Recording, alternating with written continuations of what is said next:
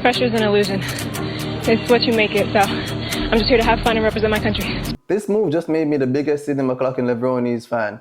One thing I love about any athlete is an athlete that's not scared to take on any challenge. I think that's why so many people love Kobe. He's somebody who would go out there and get to it no matter what, and that's something that motivates people. One thing I love about Usain Bolt, one of my favorite athletes, is just that he loved the big spotlight. He loved that competition, he embraced it so much, and he showed up every time. So when Sydney said, hey, I'm not going to run that 400-meter hurdle, yeah, you know, the event that I've been kicking everybody's ass at, I'm not running that. I'm going to run a different event that's going to be more challenging to me. One, that's not so easy for me.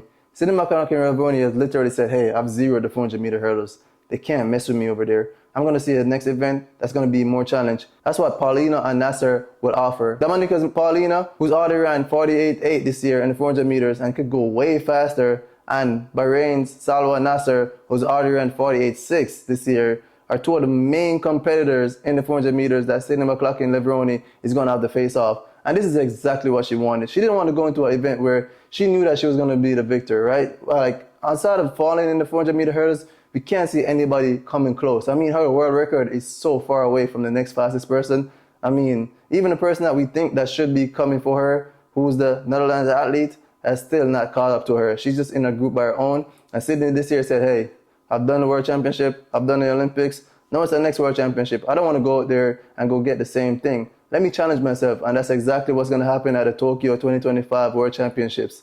Sydney McLaughlin-Levrone is now the US champion in the 400 meter, easily displacing everybody in the US, but that's not where her challenge will be. Her challenge will be at the World Championships when she faces those two ladies we've been talking about. And with a 48.9 time heading into the championship, she's going to be well within range to compete against them. Let's break it down a little bit. What Sydney's going to need to do to win that race. Now, in all honesty, it's not going to be easy for her, which is great, because that's going to challenge her, that's going to push her.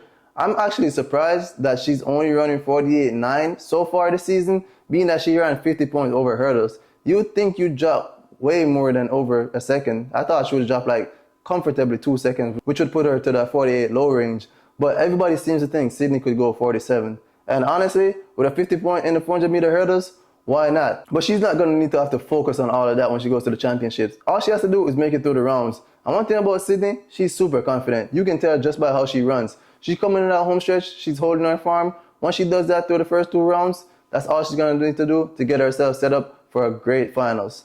In the finals, that's where she's going to have to do everything that she needs to do to get to the front by 300. Because if she's behind those ladies, she's not going to walk them down.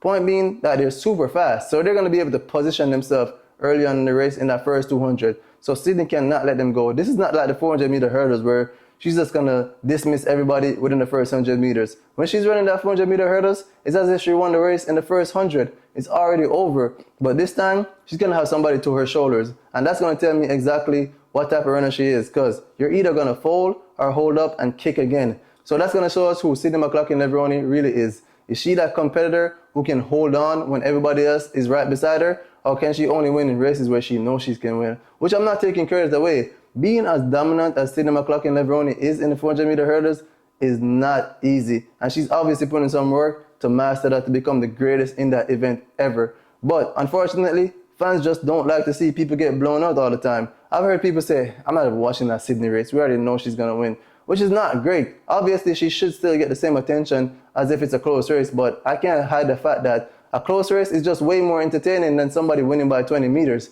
Imagine being so good that people don't even want to watch your race. Like, you're just too good. Like, they already know you're going to win. And that's just how the cookie crumbles. So I'm glad I don't think that's one of the reasons why she's taking on this challenge. But regardless, I'm glad she is. But in that finals, I have a feeling that those three names that I spoke about earlier are going to be right there coming off 300.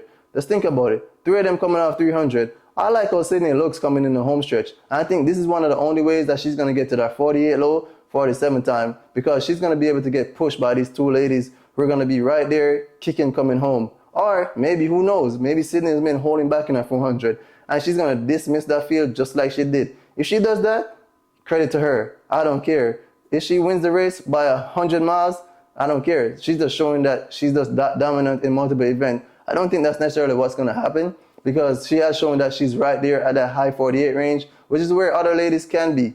So, you let me know down in the comments, do you think Sydney McLaughlin-Levrone is going to go ahead and win that 400 meters at the 2025 World Championships? Or do you think that she's just going to be in the mix? She might get a medal, she might make the finals, or she might not make the finals, she might not get a medal. Who knows what's going to turn out? Let me know down in the comments what you think.